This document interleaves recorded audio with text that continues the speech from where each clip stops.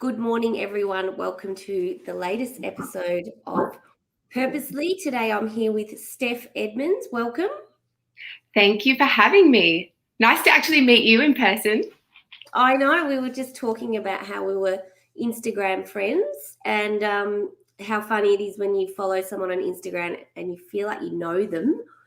And I love that this is in person. Like this is the new in person these days. I know, it's so weird. So you're in Tasmania, are you not? I am. I'm a Lonnie girl. Yeah, always born and bred. I've done my traveling, but I'm in love with this place. I think it's as big or as small as you want it to be. You can get as connected as you want, or you can just enjoy it as a small town. I agree. I mean, I've obviously just moved to Tasmania from Melbourne and absolutely loving it. I'm in St. Helens. So you've opted for the real small town side of things. Oh, I have. I've gone from like living inner city Melbourne, hustle and bustle, to a coastal town, and it's so good. I absolutely love it. I feel like I should have done it years ago.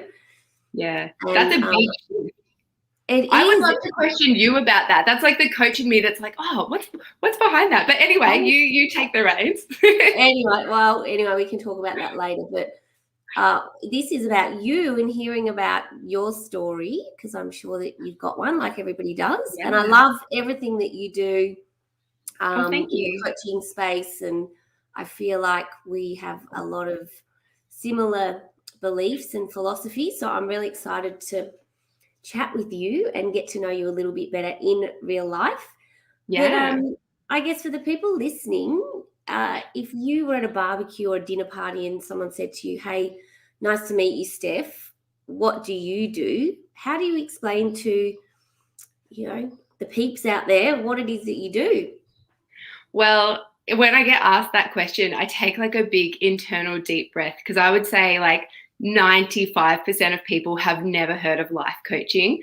And then the 2% of the people that have are like, oh, that's a bit wanky. So I tell people that I work with career-driven individuals that want to create positive change in their lives. And then I find it easy to tell people, because that's broad, right? So I find it easy to tell people like, I'm there for people when they want to develop work-life balance, even though I don't agree with that term. Cohesion is way better, but people understand balance, right? So work-life balance, confidence, and sustainable high performance.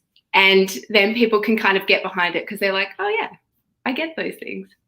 Yeah, that sounds cool, because I think that the word coach has become a bit of a dirty word, hasn't it? It's like, there's so many coaches that are around now and everyone's a coach. It's like, oh, I'm a coach. And and I feel like that word has a negative connotation, because a lot of people are claiming to be coaches, but they're not qualified, or they're not really they're not really experienced. And the old business coach, they're my favorite.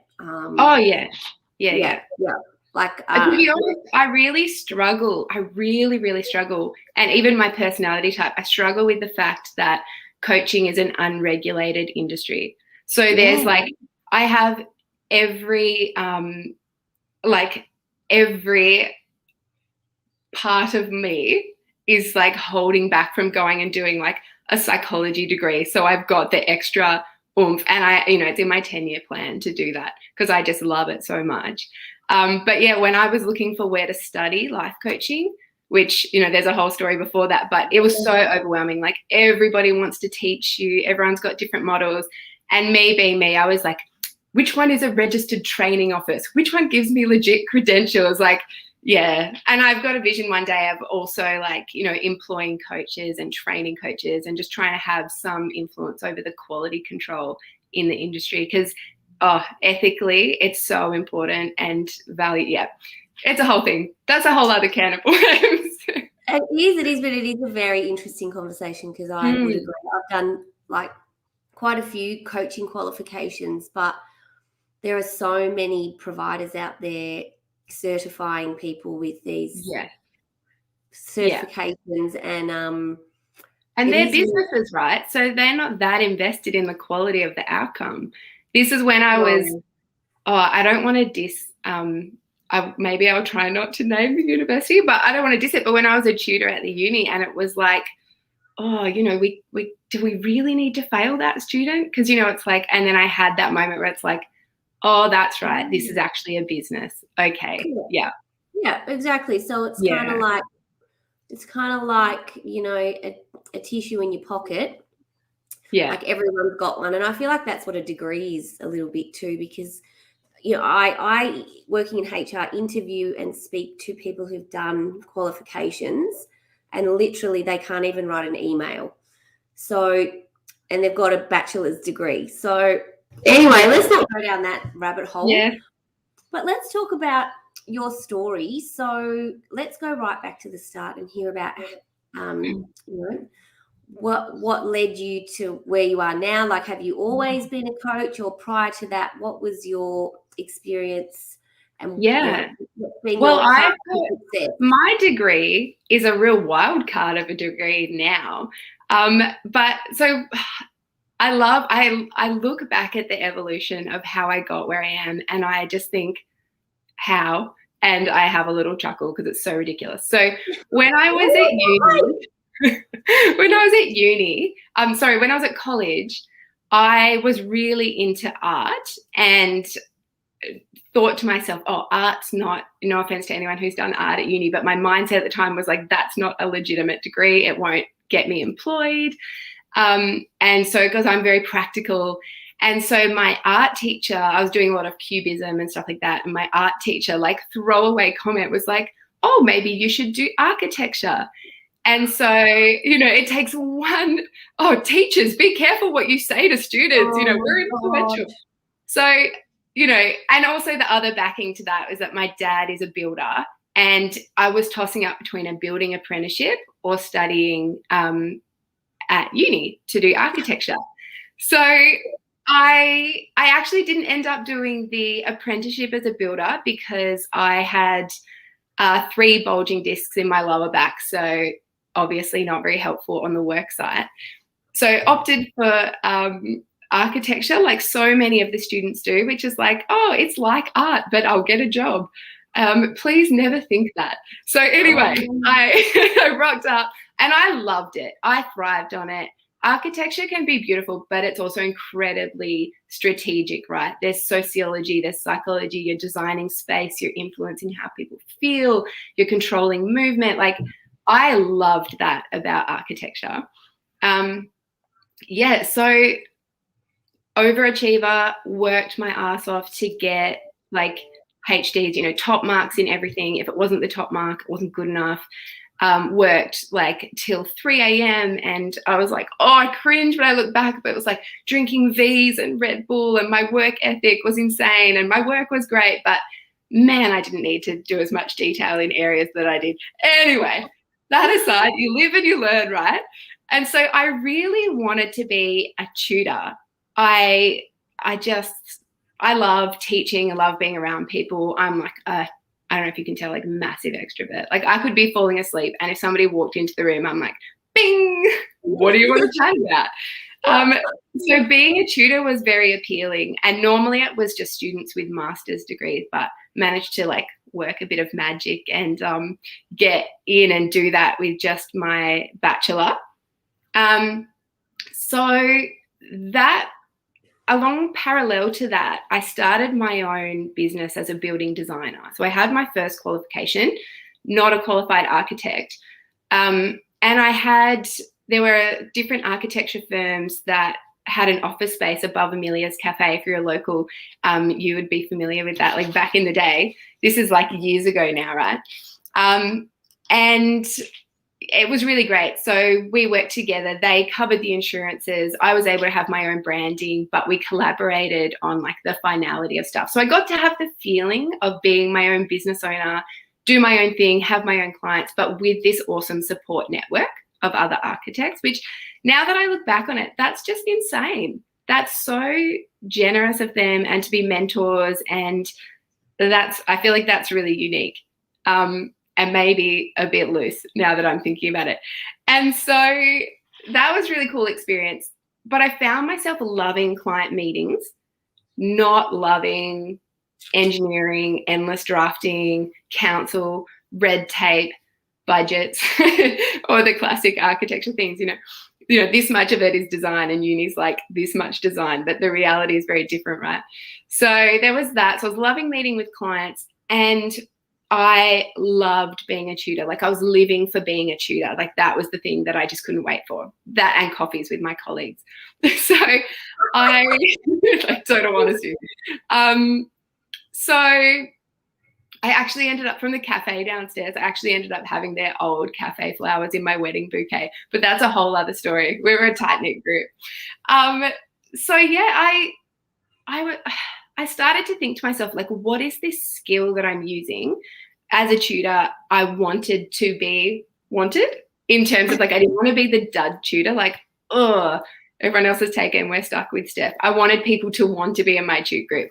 And so I worked really hard on how to get the students engaged and activated and be self-sufficient in how they would go about their studies. And so did obviously, like anybody does before they really know what to do about a career, I did every online job quiz in the planet, and life coach did not come up as an option, but it was always like, counselor, teacher, bouncing between those things. But I've always known from a young age, counselling has been interesting to me, but personality-wise, I just knew I'd never be able to carry the heaviness of it.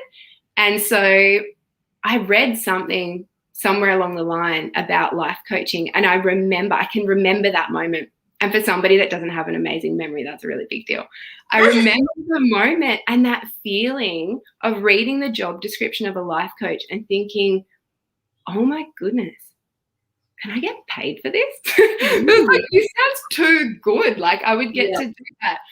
And so then reading that wherever it was on the internet, I don't know, from the point of reading that and then talking to my husband. So we're still super young at this stage. Like we were married at 21, so we would have been together for a couple of years. And then I'm like, hey, how about I uproot my whole career and do this other thing? And Mark he is amazing. He's the type of person that he will learn and grow, but he's a doer. So if he wants to do something, he'll just do it. And so I'm trying to explain like, oh, life coach, like when people feel stuck and you can help them and achieve their goals. And he's like, but why don't they just do it? And I'm like, oh, not all like you. That's exactly like my husband. He doesn't understand. He's like, why do people need coaches? What losers?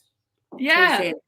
So they must be cut from the same ilk, because when I explain that, I coach people or that I've had a coach, he's like, what do you need a coach for?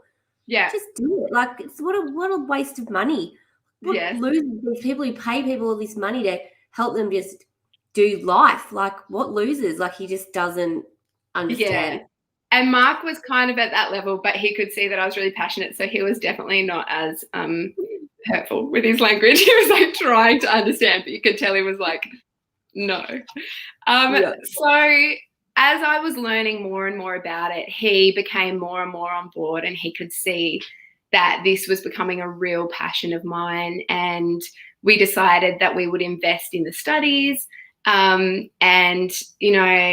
going through that whole process of studying, being that young age, like nervous to talk on. I remember sitting in the, like, I feel like I'm such a veteran already, but this is like 8 years ago. And I remember sitting there like headset on with the little thing, the little microphone. It was like full headset spec, and we didn't have Wi-Fi. And I'm like teetering on the edge of our house to borrow our neighbor's Wi-Fi. And like, it was a hot day and I'm sitting in the sun, like sweating, doing my coaching triads, trying to learn. Oh my goodness. So ridiculous, but makes me very grateful for what I have now, thinking back on it. So that's how the coaching spark got lit.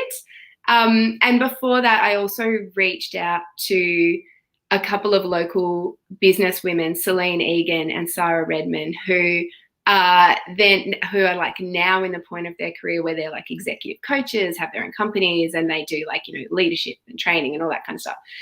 And I was so naive. I'm like, oh, hi, can I catch up with you for a coffee? And they both made time for me, which was really awesome. I had like a connection to both of them. So I wasn't a completely random person. And they both invested in me, and they let me ask all the questions about how they started out. And I will forever be grateful for that. And that will always make me want to pay it forward. So if somebody comes to me and wants to talk about coaching, I'm like, yep, do it. Like, there's enough space for all of us. We're all different enough. If you want to learn, like, I will talk to you about it, you know, because I had that for me. And I ended up being hired by Sarah to work with what was then SRA Corporate Change, which was workplace culture change, which was an amazing experience, but also taught me that workplace culture change in big organizations is painful and slow. It's great, but oh my goodness. Oh my God. Yep. I hear you. Yep. Yeah. It's frustrating. That's another type of frustrating. Oh, it's a whole other thing. And, you know, when you look back on your journey, you're like, oh, okay, I can see why I'm at where I'm at now. So, you know, fast forward a few years after having my first baby, it was like, oh, okay, I don't actually have that much time anymore. I don't know what I thought was going to happen. I don't have that much time anymore. I can only fit a certain amount of work in. I really want that to be my stuff. And so with so much support, parted ways with SRA and launched just fully into my own business in a part-time capacity. And yeah, that was a big step, and it was awesome and so liberating. So started coaching young adults. So I remember in my trainings hearing, oh, you'll always want to coach yourself 5 years ago. And I'm like, oh, yeah, that's smack. I'll coach whoever, you know, because I'm learning, right? And then it's so funny because I start coaching. I'm like, I'm really passionate about young adults who are choosing their life choices and wanting to go to uni and not knowing what to study, and then stop. And I'm like, oh, yep, that's me 5 years ago. And then fast forward a few years, I'm like, oh, I'm so passionate about people who are becoming mums and trying to find their identity and losing their identity. It's like, oh, yep, that's me a few years ago. You know, so it's funny. You evolve as a coach, you go through stuff, and you get a passion for different things. So for me, you know, it's not an age thing anymore. It's not whether you're a parent or not. It's like, if the fundamental like person within you has a drive and ambition that you want to capitalize on, and you know that you're made for more, like that is my person. And so, to be honest, like 90% of my clients are perfectionists, which is interesting, but not, you know, it's not surprising. Are you a perfectionist, Steph? I am. I tried for a while, like, to call myself a recovering perfectionist. I'm like, it's a personality trait. It's legit something I just have to learn to manage. Correct. It is. It is. You know, it's really funny though how we attract people. We attract certain like people, and like if you've ever done disc profiling, one of the things you learn is profiling is that people who are like each other. Yes. And so I can tell that you're an I. Yeah. IS. I think it is, or SI. Yeah. I reckon you're an IS. Yeah.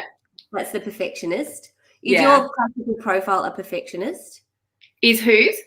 In your disc profile, is your classical pattern a perfectionist? I haven't looked at it for a long time. Last time I did it was back at SRA, because we used to facilitate it with teams. Yeah. So I actually can't remember. But yes, perfectionist. And the other thing most of my clients are, so after reading the book by Gretchen Rubin, The 4 Tendencies, I'm like, how can I not get every client to do this quiz? So it's about your motivation style. And there are 4. There's a questioner, there's an obliger, an upholder, and a rebel. I'm married to a rebel. So that book in itself was very enlightening and helpful for my marriage. I love this book. I love talking to people because I get to learn. I need to write that down. It's called, what is it called? It's called The 4 Tendencies. And there's an online quiz you can do. And it's Gretchen Rubin. God. She's also done the Happiness Project and heaps of other stuff. So she immerses herself in research and then pumps out these books. But yeah, this one's all about motivation styles. So rather than Oh, I'm a questioner, 100%. Questioner. Yes. So I need to hear from professionals their opinion, which is probably the same reason why I needed my, my studies to be an RTO. It has to be formalized. It needs to be from a reputable source. Otherwise, I get skeptical and I don't act because I'm not convinced by it. And I love like collecting all the information and knowing that about myself. I remember going, I can't do this with prams and baby stuff. So I just went to my most trusted friends and I was like, tell me what to buy because I will get lost in a vortex of research. And this is what I love about self-awareness is awareness is empowerment. If you know something about your personality, you just use strategy so that you can maximize the positives and manage the things that are like less helpful, right? So I love it. Yeah. I try to practice what I preach. I know it's I mean, self-awareness is good, but it's like stopping yourself when you can feel certain things taking over and going, be aware of it, I think is the most important thing. And that's what coaching is about. Is about helping people develop self-awareness, because some people, as you would know, have zero self-awareness. No one's ever sat them down and said, or called them out on their behavior or how they've never thought to think about their own behavior or challenge it, which blows my mind, to be honest. I'm working in the realm of people who are like, challenge it, let's go. Like, there's more. And so whilst obviously I meet people who aren't like that in my day-to-day life, I do get the luxury of spending a lot of time with people who are ready to change and grow. Well, that's it. I think if people seek out a coach, 99% of the time they're ready to work on themselves and they want to change.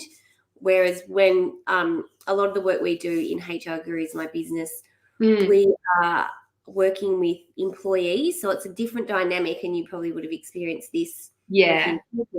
Where the business is paying for the coaching. Yes. So sometimes they're paying for the coaching because the employee has some significant gaps and blind spots and performance issues. So it's and I get employees sent to me as well, and it's always very different. And to be honest, that's where most of my male clients come from, because in my marketing stuff, I don't particularly scream like, hey, I'm here for all the men. But branching into workshops and stuff, I am becoming more approachable in that environment with males as well. And I love coaching males because when they decide something, they really do follow through in a really different way. It's a very different experience. Isn't it? Yeah. Do you find that males don't suffer with like imposter syndrome like women do? Like some women are like, oh, but I've never done that before, or I'm not qualified. Yeah. Whereas the man's like, yeah, I can do that. Yep. Yeah, I think it is. I think it's less, but also as a coach, as a life coach, I do also get to go into those vulnerable places with people. And I found in my sessions, they're probably voicing things that they've probably masked so heavily, they didn't actually realize it was holding them back. And I recently had a coaching session with a guy, our first session sent by his employer. He said to me, I'm like, what do you think of coaching? I like to be really upfront. Like, what do you think of it? What are your expectations? And he's like, I'm skeptical. Don't know what to think. Don't know. I'm like, cool, be skeptical. Like, I'm just going to talk to you. You talk to me. We'll just see where we go. So we get chatting and, first session, still building rapport. Like we set some like very practical goals and he goes away and he does, and then he comes back. It's like, okay, cool. Second session, he starts to warm up to me, right? He's like, okay, this isn't the craziest thing ever. And it was really, really awesome because he opened up about some of his insecurities and things that were holding him back from leveling up in his career. And it was body image stuff, which I think typically we assume that men are across, like they're just naturally more confident, but they're not always. So that was really interesting. Wow, I love it. Women rock up knowing that they've got that stuff. They're like, here it is. I've got a problem with this. I'm worried about that. I've got 50 zillion thoughts zinging around in my brain a day. Which ones do you want? We've got an hour. Let's do this. Whereas, I think the guys have those thoughts, but they probably don't give them as much time as women tend to give them. Yeah, and I think that they probably don't talk about it with anybody because women know, because we talk about our feelings a lot more and how we're, our issues. We know that once you actually voice it, like you actually say it out loud, it becomes real. Yes. So, I mean, I know for myself personally, if I've got something that's troubling me, sometimes you just bottle it up and you don't want to actually confront it. And then as soon as you tell someone, you're like, oh, God, that's a relief. Yes. Got that out now, but now it's real. Now I have to deal with it. Oh, shit. Yeah. And using venting as like a tool and even understanding the difference between gossiping and venting, because I think a lot of people don't want to gossip, so they hold stuff in, but they need to just that safe place to be like, what? And exactly. it's a whole thing. Yeah. So tell us a little bit about your life now, being a mum and having your own business. How do you juggle? What juggle? It's smooth and relaxing and calm. I can't even imagine why you would ask this question, to be honest. No, it is tough. It's really tough. And especially I find as a life coach, I have to be so disciplined. So when I rock up to a session, I have to 100% be in my session. Like I can't be thinking about myself. Like you have to put yourself aside and be there for your client, right? So if you've got like screaming kids heading out the door to childcare, you're ready for your first session, it's like you would laugh at some of the things I do to get in state change to be able to be present. It's like, oh, just going to do some shadow boxing real quick, going to do star jumps, going to like have a refreshing glass of water. Like sometimes it's breathing, whatever I need. But there's a lot of discipline to get in state that I didn't really have to think about before, to be honest with you, pre-kids, because I was in control. Like there weren't two little tornadoes around. It was just me, my husband, and my dog. So that element of how I actually perform in my job is there. And coming back from having kids, something that was so interesting was concentrating. Like, what a treat to be able to concentrate on one thing without broken conversations. I was like, oh my goodness, this is so indulgent. Like it's just an hour to be there for somebody is really cool.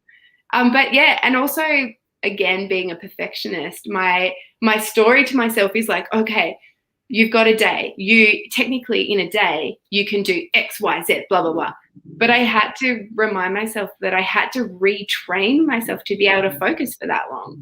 Sorry, because I'm just trying to tell my dog to stop barking every podcast I do. Zombie. I can't even hear. I'm just going to make sure that I've got power. Look at that. It's here, but it's not in. Well, I don't want to disappear. I'm always running out of power. Yes, so sorry I interrupted you, but I love how you were talking about like how indulgent it is to actually go to work, and I feel the same. Like I love going to work and just being an adult and having adult conversations, and I find a lot of mums absolutely love the time that they get to work, and it's such a different mindset to what work was before. It's like you touched on it before about your identity, because I think a lot of women lose their identity once they become a mum. And who am I now? Am I still somebody else other than a mum now? And it's this thing that everyone goes through. And I studied NLP, and one of the things that they talk about is the amount of women who struggle with their identity, like they feel like they can't have both. And this is a society thing, and I'd love to hear your thoughts on this, that you can't be both. You can't be a mum and a business owner or a highly successful woman. Yeah.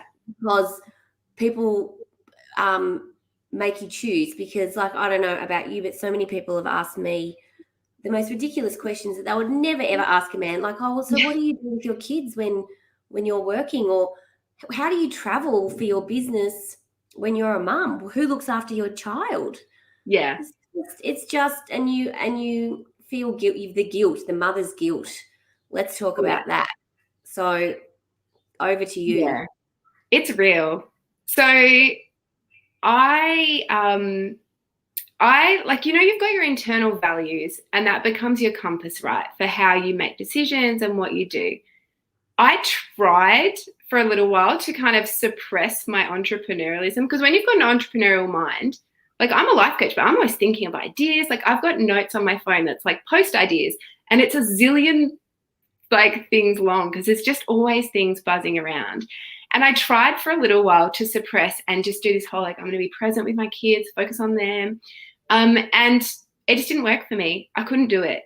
I felt like I was trying to be somebody else, and it was like, yeah, there were beautiful moments, but there are more beautiful moments since making the choice to, okay, I'm going to consciously carve out this much time for my work, you know, putting the kids in childcare, which is a whole thing. Do I want somebody else raising my kids? You know, and it's like, is it somebody else raising your kids? And like, so I've got this kind of internal tipping point of how I feel about like how many days I'm happy to have them. I say Mark's on, you know, these are all conversations we have together.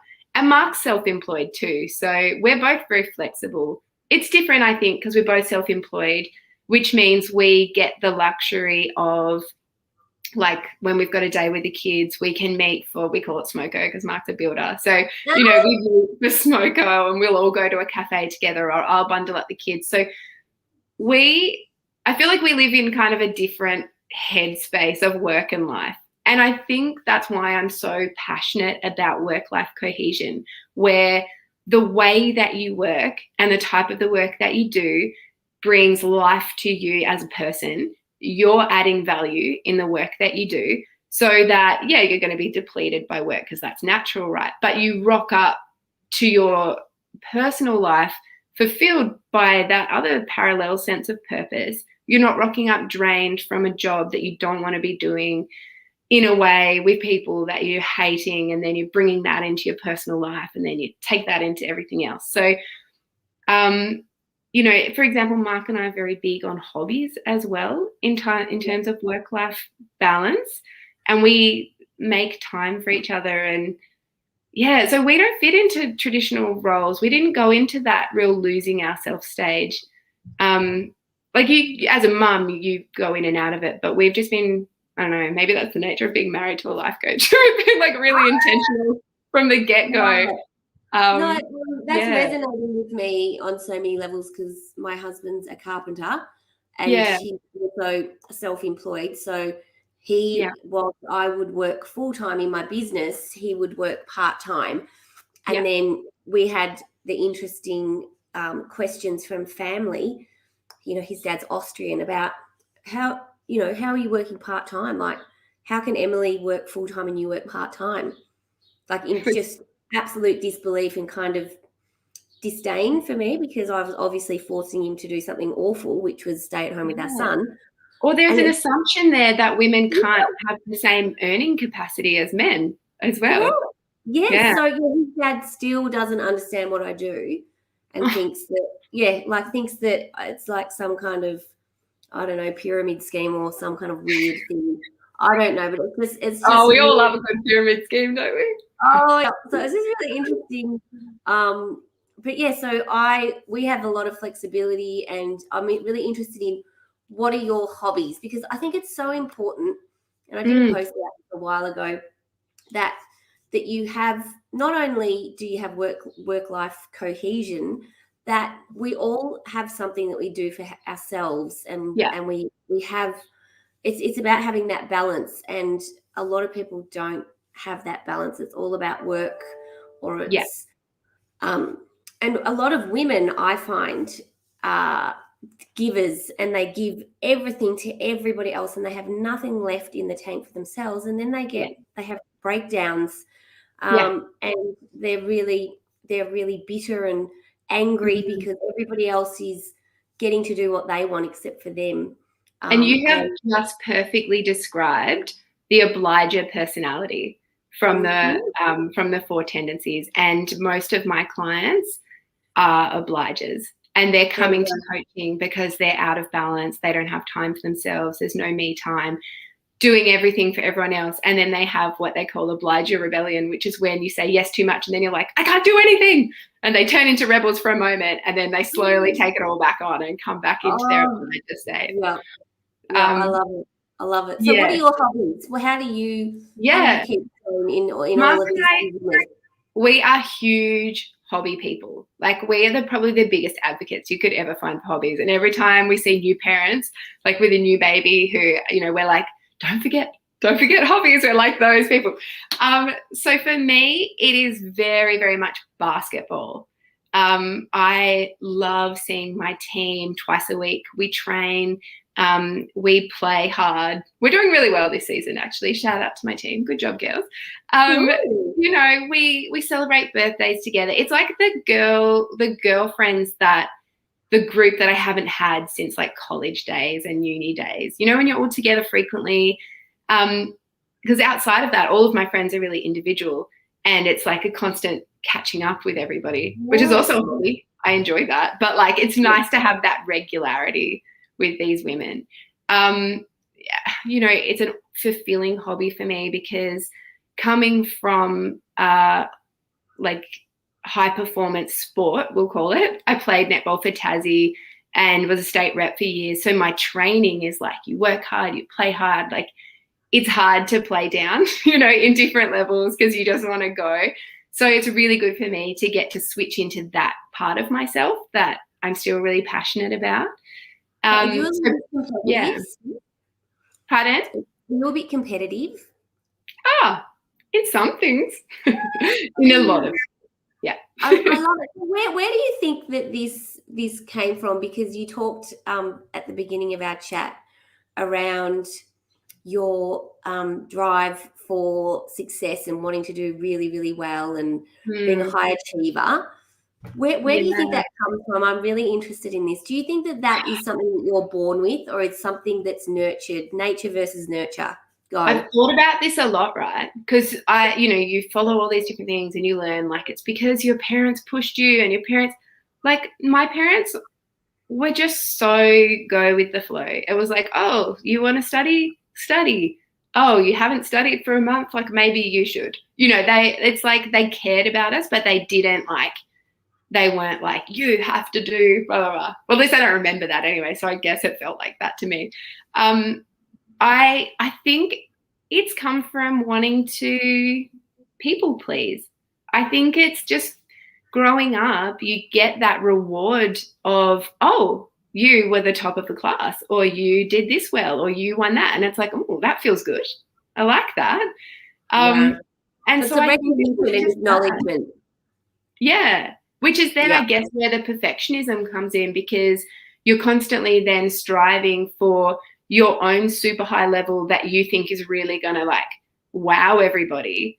And so if you're not hitting it, but it's so funny because some people don't even know to appreciate what you're doing, but you're like, oh, they're going to love it. So it's a whole thing. But yes, I think it's personality, and I think, somebody else could have done equally as well as me in different things, and just responded differently to the accolades. Like a different personality would be like, okay, I don't need that. But my personality was like, oh, that's good. Yeah, it's that secondary gain, isn't it, that you get from doing certain things, and whether you need external acknowledgement or internal acknowledgement and all that. Brain science stuff that we could probably talk for 4 hours. Oh, neuroplasticity, I love. I love how adaptable our brains are. I would be lost without it. I think I would be paralyzed in perfectionism without it, to be totally honest with you. Yeah. Mm. So just one last question. So what is it that you think is going to set people up for success when they're starting out in their own business? If you could just give them one piece of advice. If someone's sitting here listening and thinking, you know what, I'm sick of working for the man, I really want to go out on my own, and I want to do something by myself, start my first business, what little tidbit do you wish that you had been told way back when you did it? I know I was definitely appreciative of the support. So having people who you trust and whose opinions you actually care about to say, so that when they speak into your life, it's worth basing, your thoughts upon. Don't throw it around to everybody. Don't throw it around to people who have an expectation of you or an idea of you, because you will conform to what others, if you're that way inclined, you'll conform to other people's vision for yourself. So, you know, Brené Brown talks about that. She's like she literally carries around a list of 5 people. And when something comes up, she thinks, what would those 5 people say? And it's not to base it on other people's opinion, but when you're stepping out, you have to be courageous. And you also don't want the people backing you who are backing you just because they love you. You got to give it to people who float the idea of what you want to do with people who will actually think about it and challenge it, and that you actually want to hear their thoughts in return because they're substantial and meaningful to you. That's really, really good advice, because, I think it's important to ask the right people, because sometimes, like if you ask your parents, for instance, a lot of parents are risk averse, they're baby boomers, and they will tell you, why would you want to do that? You should stay in your safe job. So, it's asking people who you value their feedback because you think that they've got something significant to contribute, or they've done it before. And I think you touched on something also, like when you're starting out, it's really important to have mentors, people that can help you, that have walked in those shoes, because they're the people you're going to learn off. And I think that most people are pretty good with helping out people when they're starting business. But I would also add to that get a coach. Like, of course. Plug for coaches. No, but have someone to help you grow and challenge the way you think and learn your nuances, so that you don't have to, like, you'll fail in business, and that is an awesome learning opportunity. But if you can have a few robust conversations with somebody and preempt some failures or some potential obstacles, like, that is so helpful, because then you can strategize around it and you have clarity and you have next steps. Support like that. Absolutely. Yes, because I feel like a lot of people go into their business and it's very lonely. And even if you have people working for you, you can't talk to them about your problems or your insecurities or whatever else is going on.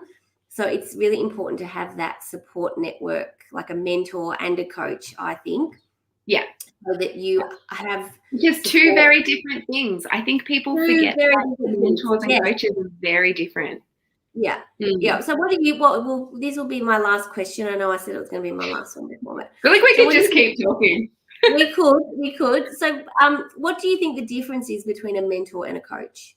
So a mentor is somebody who you seek out because they have been there, they've done that, you respect what they do, you respect the way that they got there, and you want to learn from their successes and their failures that they've made. So they'll push you and they'll challenge you, but mostly they're working from their frame of reference to support you in a like situation. Whereas coaching is asking somebody, hey, come alongside me, help me hear myself and understand myself and challenge myself so I can grow and level up. And the difference is a coach doesn't have to have done what you're about to do, because a coach's skill is not in having the same experience as you. A coach's skill is in their ability to ask the right questions for you to get the most out of yourself, which is clarity, direction, strategy, all that kind of stuff. I love it. I love it. Talking my language. Well, it would be great to talk all day, but we like to try and keep these to about 40 minutes because you know what it's like. People only have a limited time. Attention span, but it's been absolutely amazing hearing your story and chatting to you, and I'm so grateful for your time. Thank you for having me. Thank you. Thanks for coming, and it's great to meet yet another amazing Tasmanian. And I think that the Launceston Networking Business Group is having a lunch soon, somebody told me. So and the Launceston Women in Business tomorrow night having an event. Oh, is it? There we go. I was trying to stay off Facebook because I was just getting such I'll send you the link. How about that? If you send in a link, but I'm probably not going to be able to go tomorrow night. But anyway, we're having a random conversation now at the end of the podcast. But thank you so much. I'm going to press end. Thanks for listening, everyone.